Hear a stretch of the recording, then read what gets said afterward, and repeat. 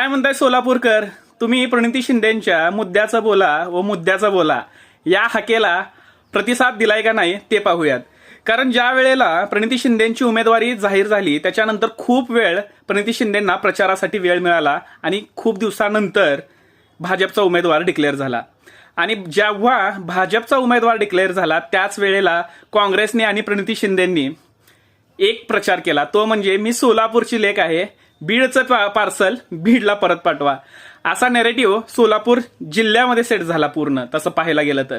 आणि त्यानंतरनं प्रणिती शिंदेंनी मुद्द्याचं बोला व मुद्द्याचं बोला, 10 वर्षात तुम्ही काय काम केलं हे सांगा असं म्हणून पूर्ण सोलापूर मतदारसंघामध्ये प्रचार करत असताना मागील 2 खासदारांच्या निष्क्रियतेचा फायदा प्रणिती शिंदेंनी घेतला. आणि त्याचबरोबर सोलापूरमधील लोड शेडिंग, पाणी प्रश्न आणि महत्वाचं म्हणजे तरुणांना मिळणाऱ्या नोकऱ्या, रोजगार यावर त्या बोलल्या. त्याचा